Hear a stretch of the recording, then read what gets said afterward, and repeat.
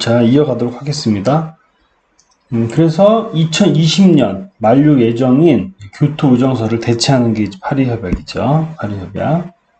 그래서 이제 2021년 1월부터 적용될 기후변화 대응을 담은 기후변화 협약이 파리협약입니다. 그래서 파리협정은 보면은 선진국에서만 온실가스 감축 의무를 부여했던 교통의정서와 달리 195개, 이번에 파리협약에 모두 참여했던 국가가 195개 국가입니다. 195개 당사국 모두에게 구속력 있는 보편적인 첫 기후협약이라는 점에서 아주 의미가 있습니다. 아주 의미가 높아요. 그런데 작년에 2019년에 미국이 탈퇴한 사건으로 인해서 향후 어떤 평가들이 이루어지고 어떻게 구체적으로 협의가 다시 될 것인지는 조금 더 지켜보도록 하겠습니다. 자, 그러면은 이런 기후변화에서 가장 중요한 게 대기 오염 있죠. 대기 오염 물질들. 그래서 대기 오염에 대해서 간단히 한번 볼게요. 대기 오염의 정의. 대기 중에 인위적으로 배출된 오염 물질이 한 가지 또는 그 이상이 존재하여 오염 물질의 양, 농도 및 지속 시간에 따라 어떤 지역의 불특정 다수인에게 불쾌감을 일으키거나 해당 지역에 공중보건상 위해를 끼치고 인간이나 동물, 식물의 활동에 해를 주어 생활과겠죠. 여기 생활과 재산을 향유할 정당한 권리를 방해받는 상태. WHO에서 나오는 정의입니다. 정의. 굉장히 길지요. 그리고 여기서 얘기하는 대기 환경이란 노동 환경, 즉 공장 등 작업장의 실내 환경과는 구별되는 것으로 사람과 자연 생태계가 생활을 영위하는 실외 대기를 지칭한다. 저희가 그 대기에 대해서 대기 이런 오염에 대해 규제들이 있습니다. A, B, C, D 물질에서 이거는 뭐 100 이하, 이거는 10 이하, 5 이하, 뭐 40 이하를 맞추어라. 굴뚝에서 배출되는 가스를 가지고 이런 규제를 만듭니다. 그런데 실내 대기는 따로 있어요. 작업자들, 이 노동 환경, 공장, 작업장에 있는 작업자들을 굉장히 중요시 생각합니다. 인간이죠. 그 인체 위해성이랑도 아주 관련이 깊어요. 그래서 이 작업자들이 어떤 만약에 오염물질이 실내 안에 있을 때 시간을 정해줍니다. 몇 시간 동안 노출이 되면 안 된다. 즉 휴식을 취하고 맑은 물을 마셔야 되는 거죠. 이런 식으로 대기 환경은 이러한 바깥쪽에 있는 공장이나 이런 산업 활동에 있는 대기와 작업, 실내 공기 질, 이 두 군데로 크게 나뉠 수가 있습니다. 대기환경 보전법에 의한 정의, 유해성 대기 감시 물질, 대기오염 물질 중 제7조에 따른 심사, 평가 결과 사람의 건강이나 동식물의 생육에 위해를 끼칠 수 있어서 지속적으로 측정이나 감시 또는 관찰이 필요한 물질, 기후 생태계 변화 유발 물질, 기후 온난화 등으로 생태계의 변화를 가져올 수 있는 기체상 물질. 이거는 각 물질들의 특성이겠죠. 온실가스는 무엇인가요? 적외선 복사율을 흡수하거나 다시 방출하여 온실 효과를 유발하는 대기 중에 가스 상태 물질로서 이산화탄소, 메탄, 이산화질소, 수소 불화탄소, 과불화탄소, 육불화, 항이 아니라 황이겠죠. 황을 말한다.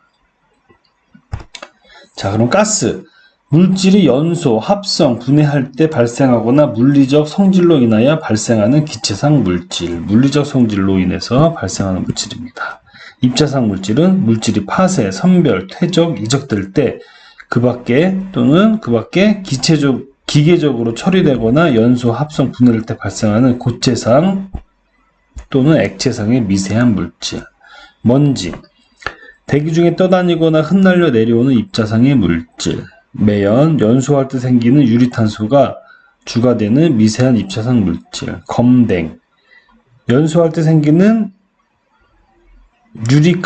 유리탄소가 유리탄소가 응결하여 입자의 지름이 1마이크로 이상이 되는 입자상 물질. 검댕을 뭐 블랙카본이라고도 얘기를 하죠.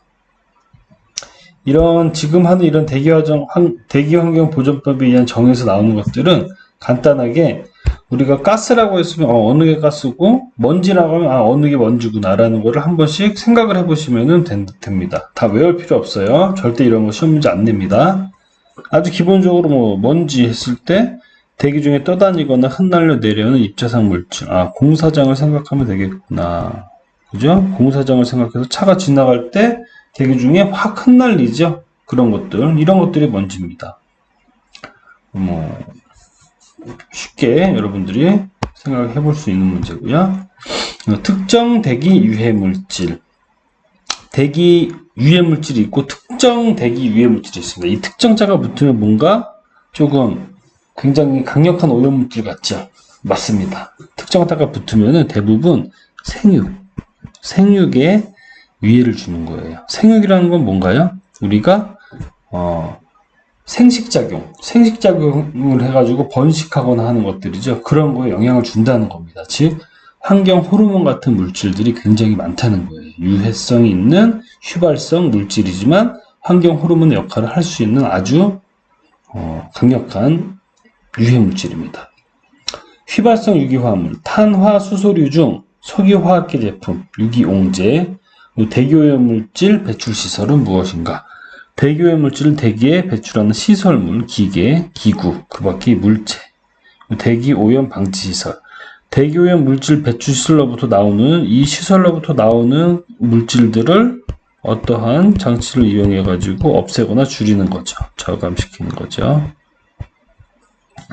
자, 대기오염 방지 시설하니까 생각이 나는 게 있는데 중국이 이것도 작년에 아마 제가 뉴스에서 봤던 것 같은데요.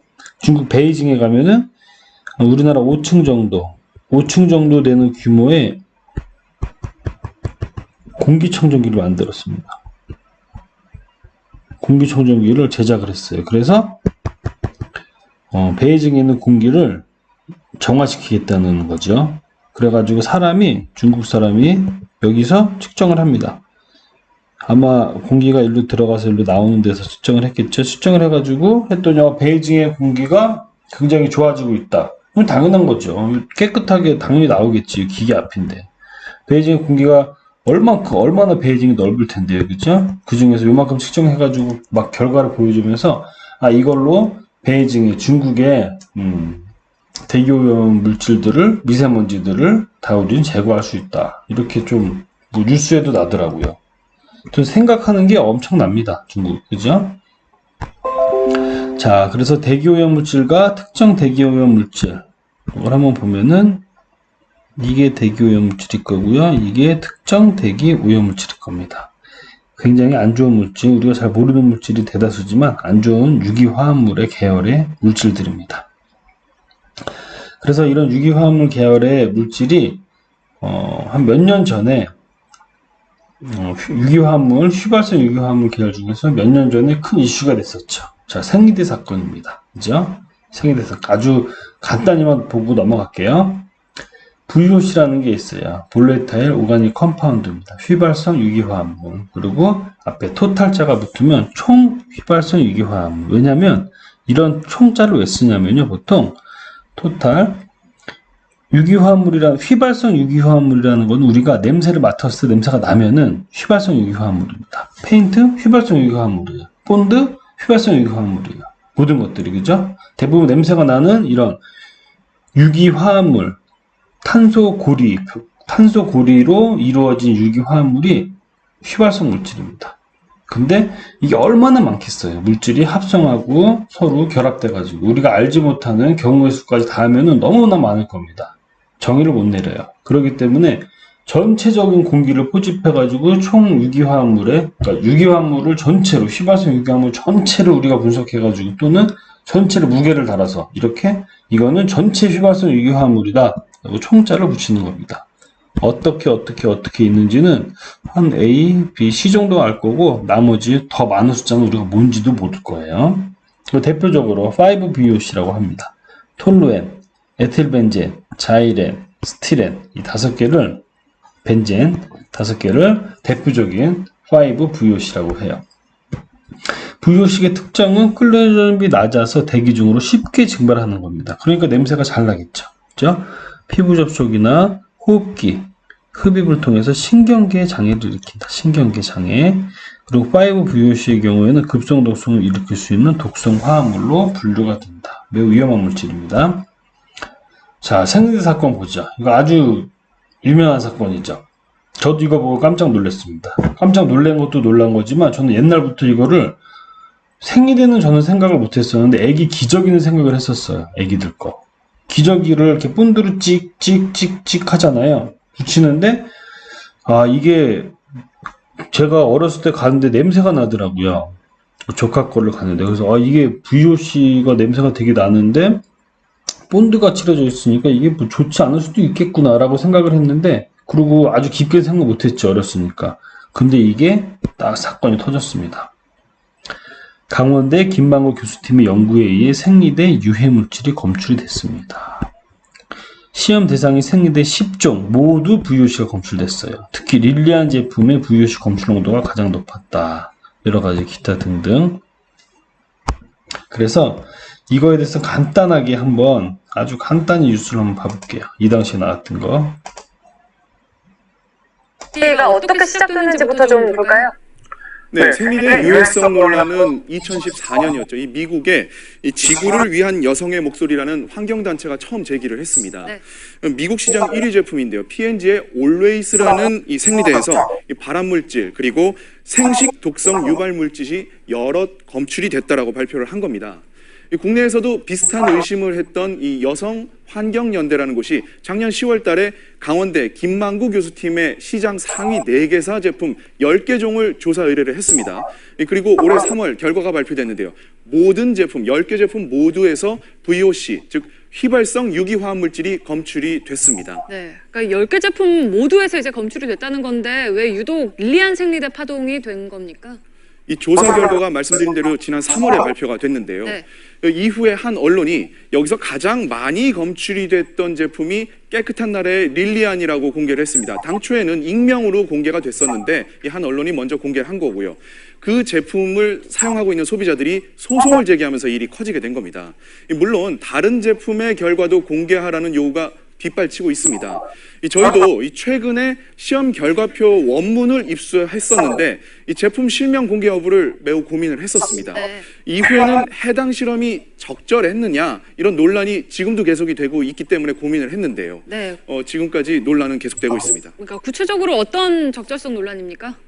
일단 실험 결과표를 한번 먼저 보게 될까요? 네. 여기서 A사의 생리대를 한번 예를 들어보겠습니다. 여기서 1,2,4 트리메틸 벤젠이라는 물질이 검출이 됐는데 2.79 나노그램이 검출이 됐습니다. 그런데 여기 지금 반짝거렸던 이 편차, 네. 즉 플러스 마이너스 7.67이라는 숫자가 나오는데 이게 바로 오차 범위를 의미합니다. 그렇기 때문에 연구팀이 여러 번 같은 생리대를 검사를 하면서 나왔던 수치가 평균은 2.79지만은 편차가 발생을 하면서 그보다 높게 또 낮이는 낮게 이 측정이 된 겁니다. 그런데 숫자를 가만히 잘 보면은 이 편차가 오히려 평균치보다 원 수치보다도 더 많습니다. 네. 그렇기 때문에 마이너스가 되는 경우도 생길 수가 있거든요. 네. 그렇기 때문에 일부 학자는 연구가 잘못됐다라는 증거라고 말을 하기도 하고요. 또 다른 학자는 극미량을 다루다 보면 이 통계상 이런 일이 종종 있다고 주장을 하고 있습니다. 계속해서 논란이 되고 있는 대목입니다. 네, 그러니까 독성을 측정했는데 마이너스 수치가 나오는 건 사실 좀 잘 이해가 되지 않는 부분이기도 한데 이걸 어떻게 이해를 해야 하는 겁니까? 이 두 가지 가능성이 지금으로서는 대두되고 있습니다. 네.